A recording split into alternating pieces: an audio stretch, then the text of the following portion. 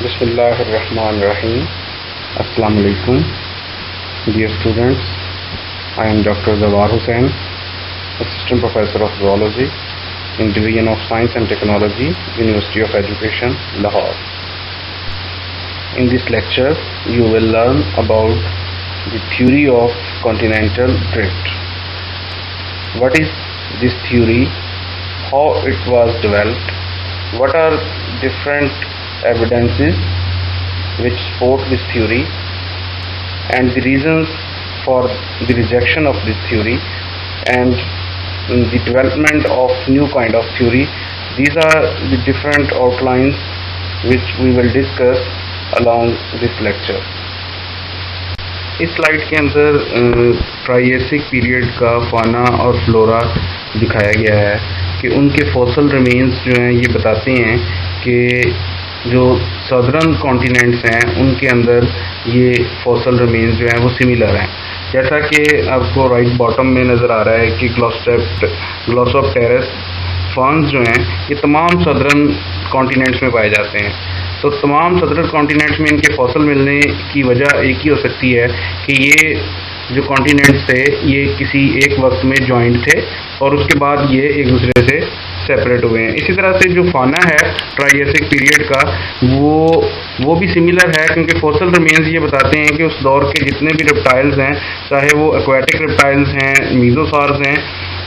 या फिर land reptiles हैं, साइटोडेंथस है या लिस्ट्रोसार्स हैं, ये लैंड रेप्टाइल्स हों या एक्वाटिक रेप्टाइल्स हों, ये दोनों किस्म के जो रेप्टाइल्स हैं उस दौर के जो डायनासोर्स हैं वो उनके जो फॉसल्स हैं वो सदर्न जो कॉन्टिनेंट्स हैं उनके अंदर जो है वो ये पाए जाते हैं। उनके अंदर ये सिमिलर फाना रिपोर्ट हुआ है अकॉर्डिंग टू फॉसल रिकॉर्ड। तो ये चीज़ जो है वो एविडेंस के तौर पे पेश की जाती है कि ये तमाम कॉन्टिनेंट्स जो हैं ये once in a past period जो है वो आपस में जॉइंट थे और ये तमाम एनिमल्स और प्लांट्स जो हैं वो एग्जिस्ट करते थे इस जॉइंट कॉन्टिनेंट पे, और बाद में ये कॉन्टिनेंट एक दूसरे से सेपरेट हुए हैं। तो ये हमें फॉसल्स जो हैं अब अलग अलग जियोग्राफिकल पोजीशन में मिलते हैं। The next evidence in support of Wegener's theory of continental drift is identical geological structures. Identical geological structures का मतलब ये है कि जो रॉक्स पाई जाती हैं डिफरेंट कॉन्टिनेंट्स के ऊपर, अगर उनको हम स्टडी करें कि एक कॉन्टिनेंट के किसी पर्टिकुलर रीजन में जो रॉक्स हैं उनको क्लोजली मैच करना चाहिए किस रीजन के साथ जो एडजेसेंट पोजीशन पे है, मैचिंग कॉन्टिनेंट का जो रीजन है उन दोनों रीजन्स का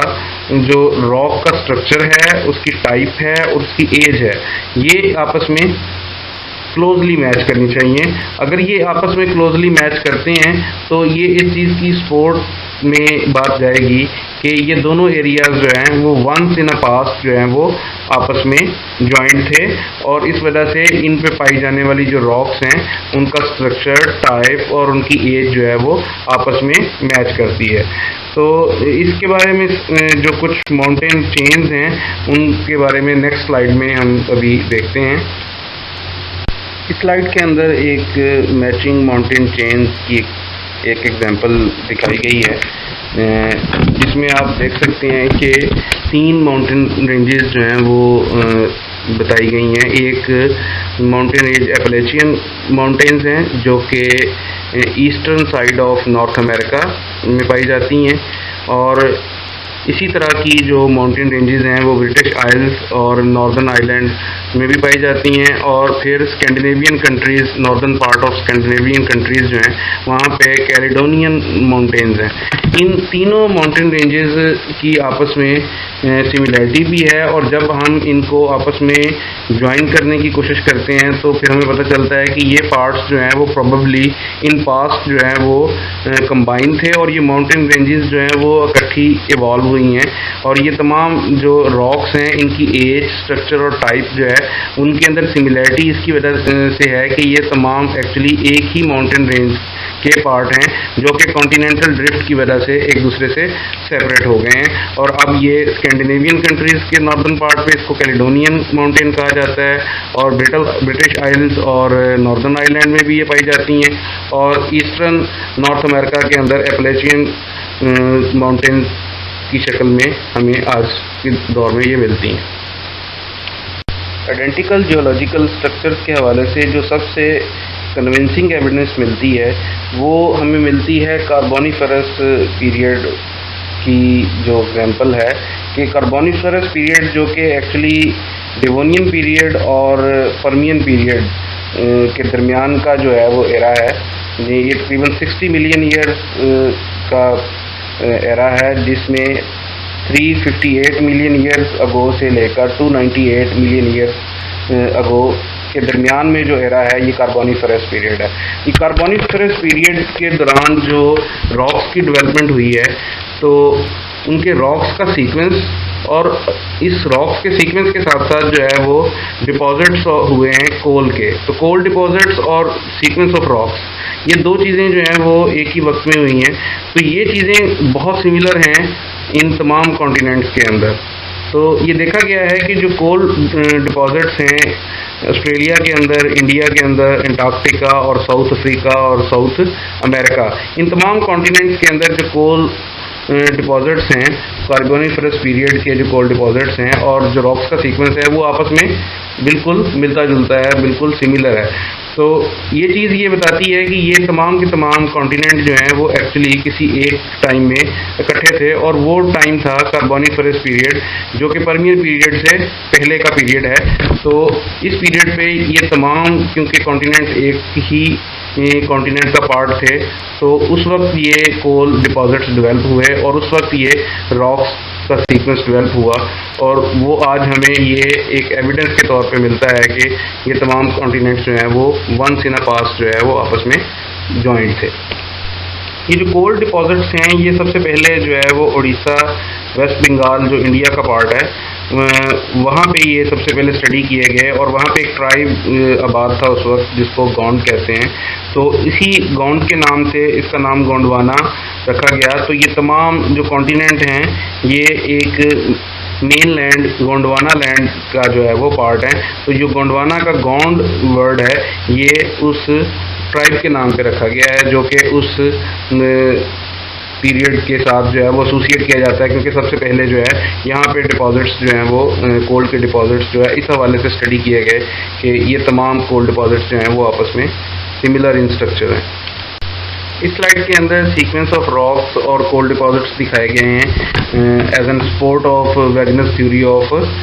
कॉन्टिनेंटल ड्रिफ्ट कि ये जो सीक्वेंस ऑफ रॉक्स हैं ये तमाम कॉन्टिनेंट्स जो हैं वो उनके अंदर सिमिलर हैं, जो इस बात की एविडेंस हैं कि ये कॉन्टिनेंट्स जो हैं ये आपस में जॉइंट थे और ये बाद में एक दूसरे से सेपरेट होके एक दूसरे से अवे मूवमेंट की वजह से आज की करंट पोजीशन में आए हैं। The next evidence is variation of climate in past. Wagner ने अपनी थ्योरी की सपोर्ट में जो ज़्यादातर काम किया, जो उसका ज़्यादा रिसर्च वर्क था वो पास्ट क्लाइमेट के बारे में था। तो उसी हवाले से जो उसकी जो फाइंडिंग्स थी उन्होंने कॉन्टिनेंटल ड्रिफ्ट थ्योरी के हवाले से ज़्यादा सपोर्टिव एविडेंस जो है वो प्रोवाइड की। इसमें से उसने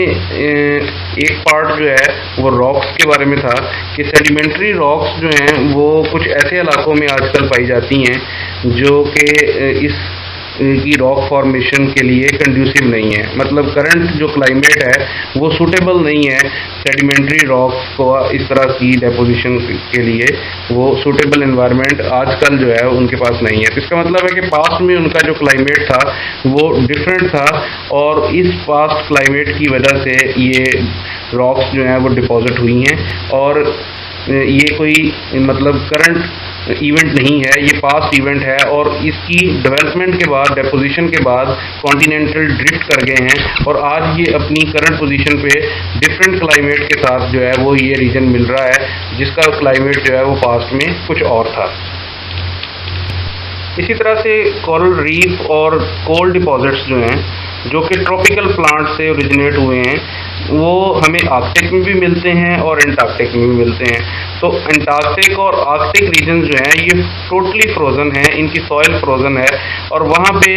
इस तरह के ट्रॉपिकल प्लांट्स का पाया जाना और वहाँ पे कोल डिपॉजिट्स का होना, ये पॉसिबल ही नहीं है कि वहाँ पे कोरल रीफ और कोल डिपॉजिट्स जो हैं वो वहीं के प्लांट्स और वहीं के कोरल से बने हों। ये एक्चुअली ये ट्रॉपिकल प्लांट्स हैं जिनकी वजह से ये कोल डिपॉजिट्स हुए हैं, और ये ट्रॉपिकल प्लांट्स इस वजह से हैं कि ये आर्कटिक और एंटार्क्टिक रीजन जो है ये पास्ट में इनका जो क्लाइमेट था वो ट्रॉपिकल क्लाइमेट से मिलता जुलता था, और वहाँ पे ये प्लांट्स जो हैं वो ग्रो कर रहे थे। तो करंट सिचुएशन के अंदर ये दोनों रीजन जो हैं, आर्कटिक रीजन भी और एंटार्क्टिक रीजन जो है वो सूटेबल क्लाइमेट नहीं रखता कि यहाँ पे ये कोल डिपॉजिट्स जो हैं वो हमें मिलने। Another evidence in support of continental theory is the widespread distribution of Permo-Carboniferous glacial sediments. ये जो पर्मो कार्बोनिफरस ग्लेशियल सेडिमेंट्स हैं ये बहुत सारी जगहों पे इनकी डिस्ट्रीब्यूशन है, ये वाइडली डिस्ट्रीब्यूटेड हैं। ये साउथ अमेरिका में भी हैं, अफ्रीका में, मडगास्कर में, अरेबिया, इंडिया, अंटार्कटिका, ऑस्ट्रेलिया, ये तमाम जगहों पे इनकी जो पाया जाना है, इनका वहाँ पे मौजूद होना जो है एक एविडेंस के तौर पे एक्ट करता है कि ये तमाम एरियाज़ जो हैं ये वंस इन अ पास्ट जो है वो एक ही मेजर कॉन्टिनेंट का, एक सुपर कॉन्टिनेंट का पार्ट थे, और आज ये एक दूसरे से अलग अलग जियोग्राफिकल पोजीशंस पे मौजूद हैं। इस स्लाइड के अंदर डिफरेंट कॉन्टिनेंट्स दिखाए गए हैं और इनकी कॉन्टिनेंटल ड्रिफ्ट भी शो की गई है कि किस तरह से ये एक दूसरे से सेपरेट हुए और फिर इनकी रिलेटिव मोशन की वजह से ये आज की प्रेजेंट पोजीशन पे मौजूद हैं आज। अब हम कुछ रीजंस देखते हैं Wagner's theory of continental drift की रिजेक्शन की, कि ये थ्योरी जो है वो रिजेक्ट क्यों की गई। तो इसकी जो मेन ऑब्जेक्शन थी वो ये थी कि वैगनर्स की थ्योरी में मैकेनिज्म नहीं बताया गया कॉन्टिनेंटल ड्रिफ्ट का।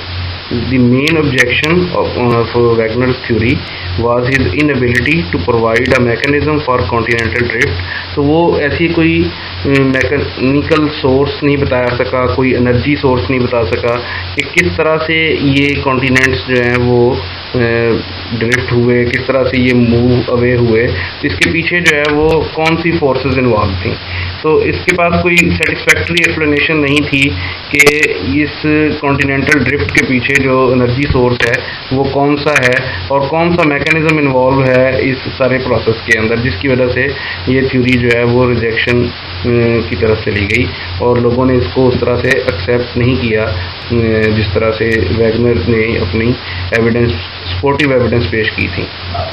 कॉन्टिनेंटल ड्रिफ्ट थ्योरी जो है ये चीज़ एक्सप्लेन नहीं कर पाई कि क्यों जो है वो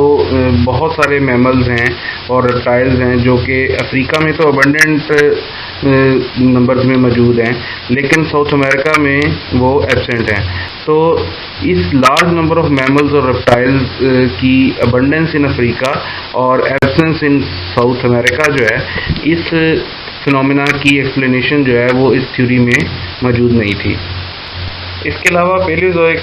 टाइम के अंदर साउथ अफ्रीका और साउथ अमेरिका का जो फाना है वो काफ़ी हद तक एक दूसरे से डिसिमिलर है, जिस तरह के फॉसिल रिमेन से पता चलता है, लेकिन इस चीज़ को भी जो है वो कॉन्टिनेंटल ड्रिफ्ट थ्योरी में एक्सप्लेन नहीं किया गया। इसके बारे में कोई एक्सप्लेनेशन, सेटिस्फैक्ट्री एक्सप्लेनेशन जो है वो अवेलेबल नहीं है। वैगनर की थ्योरी की फेवर में जो सबसे इम्पॉर्टेंट आर्गूमेंट